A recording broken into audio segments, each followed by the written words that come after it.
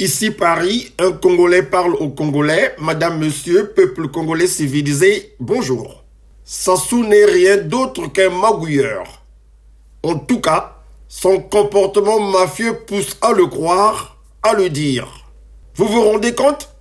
Au lieu de poser des actes significatifs, louables, positifs, appréciables, apaisants, non, le camarade Sassou se donne la peine à monter des combines hyper compliquées pour se gaver abusivement, se remplir les poches au détriment des populations du Nord, du Sud, de l'Est et de l'Ouest, réduites à la misère, la pauvreté chronique, exposées à toutes sortes de maladies. Convaincu de la force de ses armes abondantes laissées aux mains de sa milice privée et des mercenaires grassement payés, et aussi, il faut le souligner, persuadé de l'incapacité du peuple clochardisé du Congo à se révolter, le despote Sassou Denis se consacre énergiquement au détournement constant des revenus du pétrole avec la complicité de ces multinationales qui l'ont aidé à reconquérir le pouvoir par coup d'État en 1997 après avoir été chassé comme un malpropre lors du scrutin présidentiel de 1992. Ce Sassou est un cas.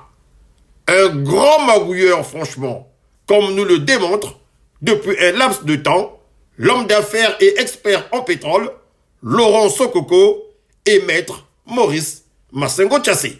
Mo est un champ offshore en eau profonde, situé à 80 km au large de Pointe-Noire et opéré par Total Energy EP Congo. La production a significativement augmenté en 2017 avec le démarrage du projet Moho Nord. Les installations de production comprennent 2 unités flottantes, Floating Production Unities, FPU, Alima et Likouf, produisant actuellement environ 100 kilos, c'est pas quoi, l'abréviation, comment vous appelez ça, le 100 KBEP, à 100%. Alors, j'ai entendu ce que j'ai dit? Très bien. L'abréviation, là, je ne sais pas ce que ça signifie en termes techniques. 100 KBEP bar, oui. Donc, alors, je crois que j'ai vu jour, abrégé J, donc 100 kilobarils ou 100 000 barils peut-être par jour. Le cas signifie 1000, hein, parce que le cas signifie 1000 enfin, même en termes informatiques. Donc 100 000 barils par jour à 100%. Nkossa et Nsoko, ils sont 2 champs offshore situés à 70 km des côtes. Ces 2 champs pétroliers matures ayant démarré respectivement en 1996 et 2006 produisent ensemble environ 15 000 barils jour. Je ne sais pas si c'est 100 000, mais en tout cas 15 000 barils jour, 100% actuellement. Au terme de ces transactions, qui sont soumises aux conditions habituelles, notamment l'approbation des autorités de régulation et l'acquisition par Trident Energy de Chevron Congo, Total Energy EP Congo, détentrice plutôt Total Energy EP Congo, détiendra une participation opérée de 63,5% dans le permis Moho aux côtés de Trident Energy, soit 21,5% de la Société nationale des pétroles du Congo. La Société nationale du pétrole du Congo, CNPC, à 15%. Trident Energy détiendra quant à elle une participation opérée de 85% dans les permis Nkossa et Nsoko 2, aux côtés de la SNPC 15%. Avec ces transactions, Total Energy poursuit la gestion dynamique de son portefeuille, conformément à notre stratégie, nous privilégions les actifs à faible coût et faibles émissions et tirons parti de notre expertise dans l'offshore profond, a déclaré Mike Sangster, directeur Afrique de la branche exploration-production de Total Energy, partenaire de longue date de la République du Congo. Total Energy reste pleinement engagé dans le pays en augmentant sa participation opérée dans le champ de Moho et en préparant le forage d'un puits d'exploration sur le permis marine XX avant l'été 2024. Merci beaucoup, maître. J'ai bien suivi votre communiqué de presse. Tu vois, si tu allies bien, tu as parlé d'Incosa, Soko, Moho, tout ça.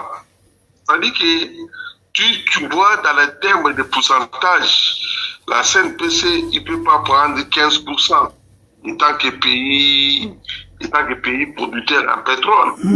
Normalement, dans la logique, le CNPC, peut-être il peut arriver à 60-40. Voilà. 60-40. Le minimum, c'est 40.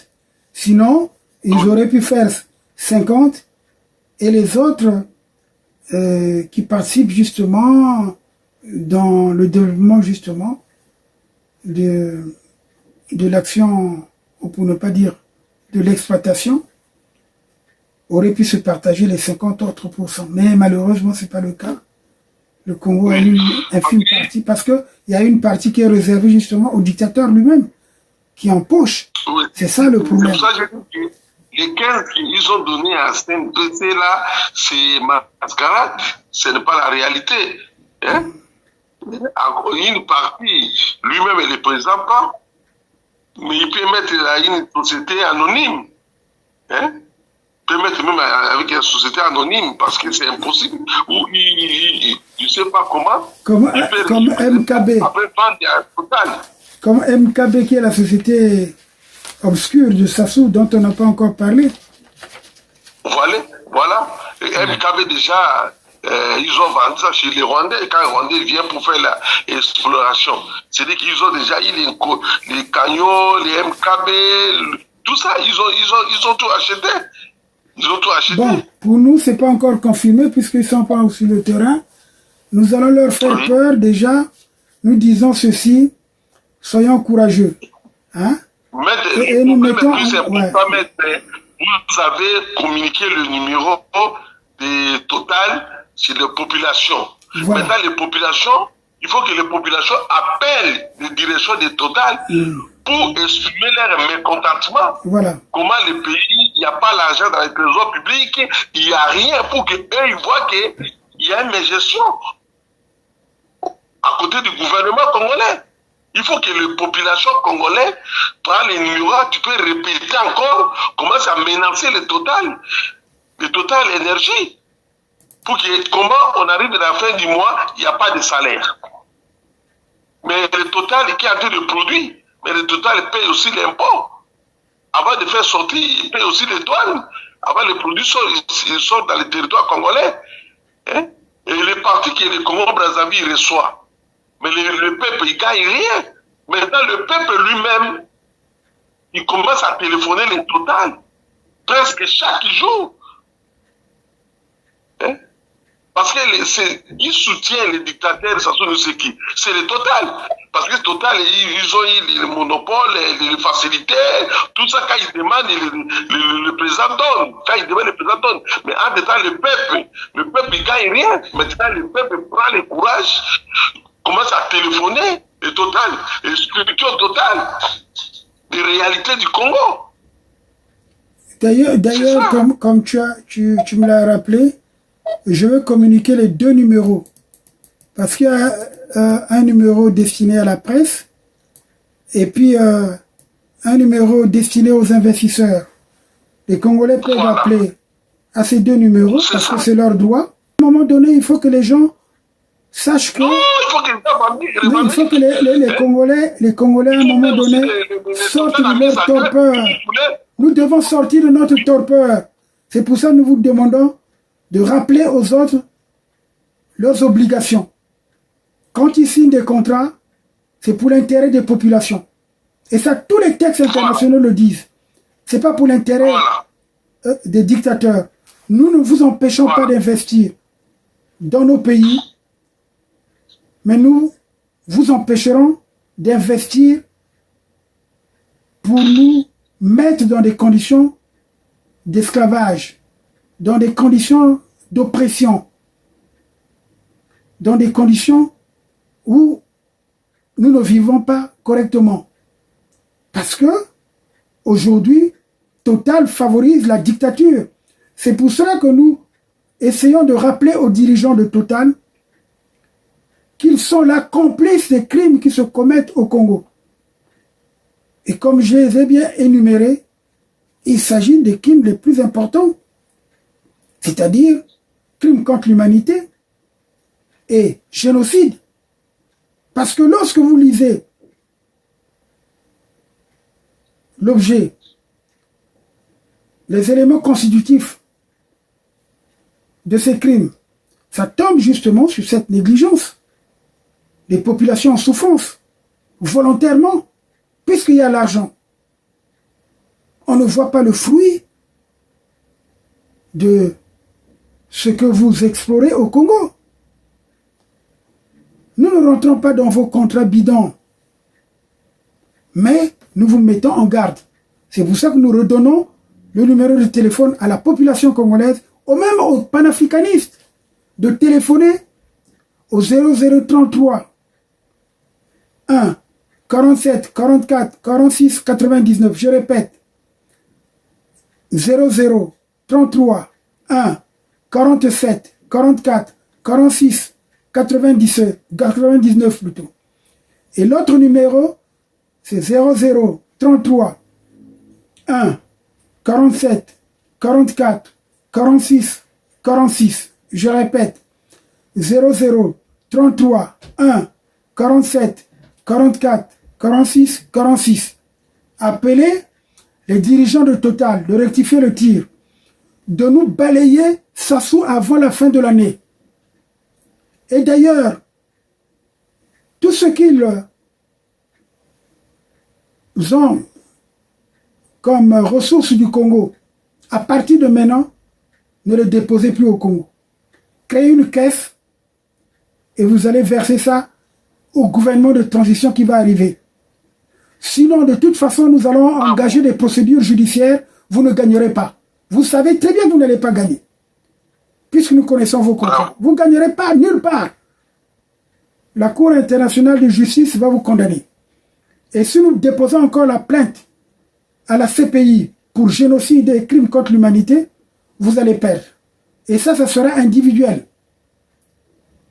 Parce que nous voyons comment M. Pouyanné est allé gaillardement saluer Sassou, lui annoncer la bonne nouvelle de la découverte d'autres gisements, alors que les gisements sont là, vous les forez sans prévenir.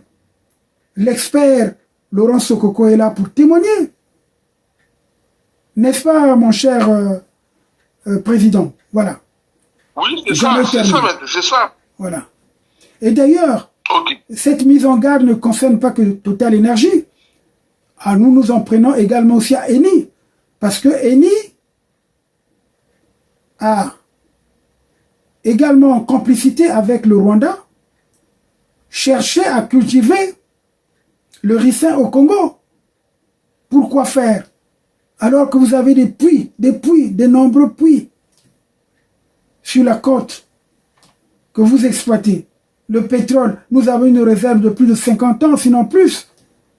Et vous voulez venir empoisonner les gens avec votre ricin pour un peuple qui ne se nourrit pas suffisamment. Ces terres qui auraient pu profiter justement à l'agriculture, à l'agro-pastorale, vous voulez mettre ça à la disposition de vos plantations tueuses. Hein? Nous ne sommes pas d'accord du tout. Donc, dans cette plainte, nous allons combiner Eni, puisque nous venons de voir le responsable de Eni à Brazzaville, accompagné de la pétasse Françoise Joly, hein, qui est devenue la femme de Sassou Nguesso. Ça, il faut le dire. Ah oui. Donc maintenant, nous disons également à BP. BP d'ailleurs, il y a une enquête qui est ouverte par nos représentants qui sont en Côte d'Ivoire pour voir comment on va essayer d'amorcer la question avec BP. En tout cas, toutes les sociétés pétrolières qui opèrent au large du Congo, du bassin du Congo, répondront un jour parce que les populations de cette localité sont pauvres, alors qu'ils ont une richesse énorme. C'est une absurdité. C'est une absurdité.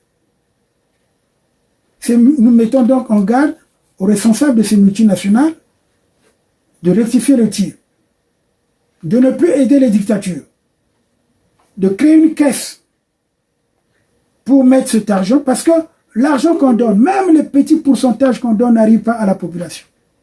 Même ça n'arrive pas à la population. Vous pouvez imaginer un pays comme le Congo-Brazzaville, et quand vous versez 450 milliards de francs CFA, on n'arrive pas à payer les salaires des Congolais. 450 milliards de francs CFA par mois. On n'arrive pas à payer les salaires des Congolais. Alors que pour ces salaires, il faut seulement pratiquement 25 millions de francs CFA, 25 milliards plutôt. On ne va pas confondre les chiffres. 21 milliards, quelque chose comme ça. Voilà. Donc, nous connaissons le dossier, nous avons le dossier en main, et nous vous disons de faire attention. Quels que soient les avocats que vous allez prendre, vous perdrez votre argent. Parce que nous avons le dossier. Nous avons déjà mobilisé un pool de grands avocats également qui vont s'occuper de cette question. Ne pensez pas que nous, en parlant en tant qu'organisation de défense de l'homme, nous pouvons également ester en justice, vous le savez bien. Surtout en tant qu'organisation reconnue en France. Et que la maison mère, justement, Total Énergie, est en France. Je veux bien que vous fassiez beaucoup de bénéfices. Mais pas en marchant sur les corps des Congolais. Ça, on ne peut pas le tolérer. Voilà. En tout cas, j'ai terminé par rapport à cette intervention parce que tu m'as donné la possibilité de m'exprimer encore dans ce sens-là parce que nous avons déjà une vidéo en ligne. Lorsque Pouyanné est allé voir Sassou Nguesso à Oyo, on avait sorti une vidéo. On avait déjà parlé de cela. Mais aujourd'hui, gloire à Dieu, grâce à tous nos anges qui nous ont permis effectivement de mieux approfondir la question parce que ta présence à nous, c'est un don de Dieu